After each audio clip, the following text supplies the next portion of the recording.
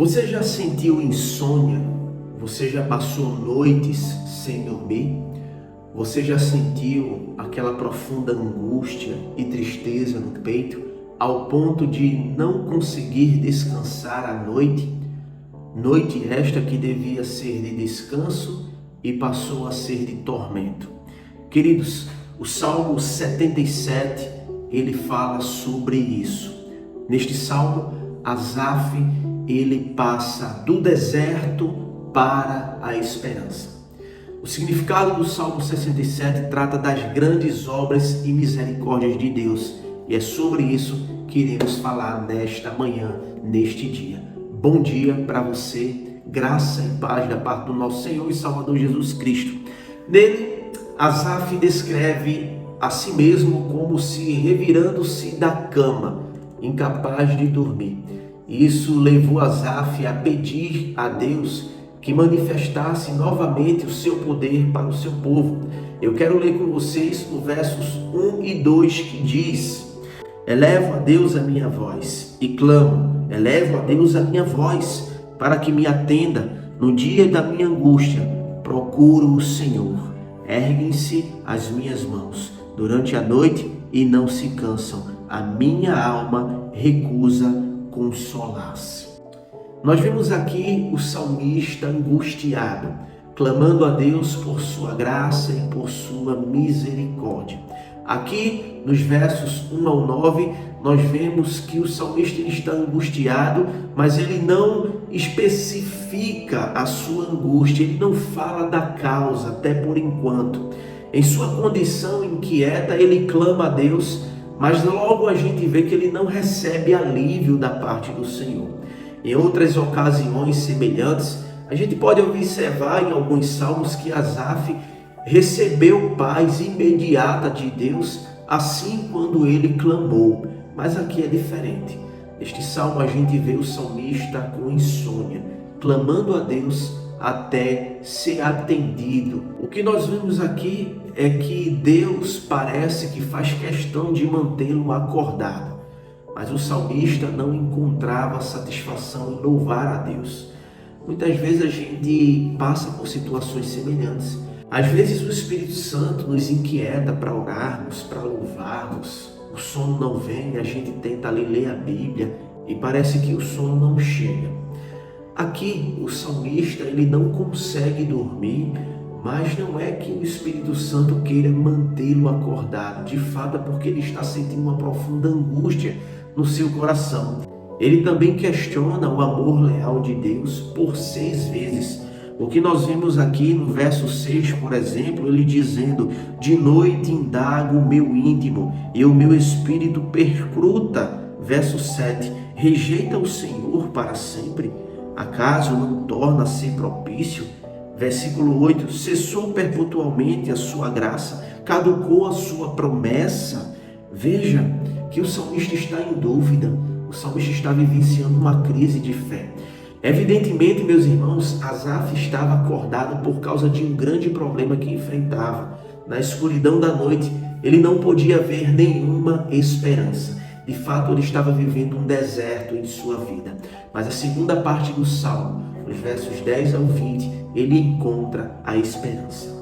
E aqui no versículo 10 o texto nos diz: então disse eu, isto é a minha aflição, mudou-se a destra do Altíssimo. Neste versículo, o salmista ele sente a tristeza que se dá através da própria mão do Senhor sobre ele. Deus fez pesar a sua mão sobre a vida dele. Em outras palavras, Deus não estava respondendo às suas orações, e isso já era suficiente para ele viver, triste e também amargurado. Imagine você orar e Deus não lhe responder. Imagine você passar a noite angustiado, em tristeza, orando ao Senhor e Ele não ouvir sua voz. O sentimento é de que muitas vezes a nossa oração ela não passa do teto. O fato é que o salmista esperava que Deus o respondesse como outrora. E agora ele passa a lembrar dos feitos do Senhor para com o povo de Israel. Essa lembrança levou Asaf a se concentrar nos grandes atos de Deus para o seu povo no passado.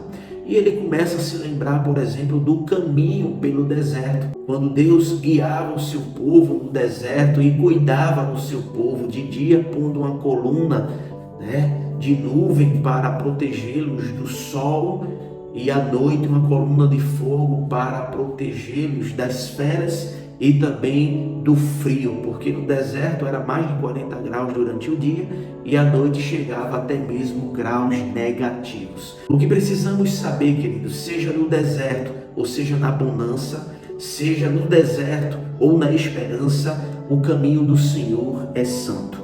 E é isso que o salmista ele diz no verso 13: o teu caminho, ó Deus, é de santidade. Ou seja, Deus é único entre os homens. Deus é único entre os deuses das nações, porque ele havia feito grandes feitos e realizado grandes milagres para Israel no passado.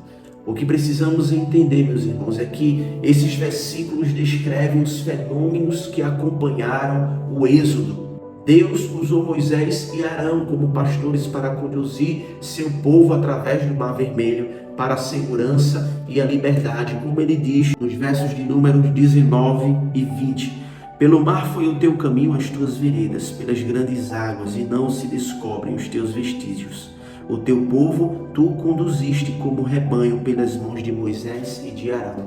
O salmista volta ao passado e começa a enxergar que, apesar de caminhar pelo deserto, Deus ele foi uma esperança viva e eficaz na vida do povo. Deus não abandonou o seu povo, mesmo com todo o sofrimento, com toda a dificuldade, ele estava ali presente na vida de todo o povo de Israel. E por que não seria presente na vida do salmista também?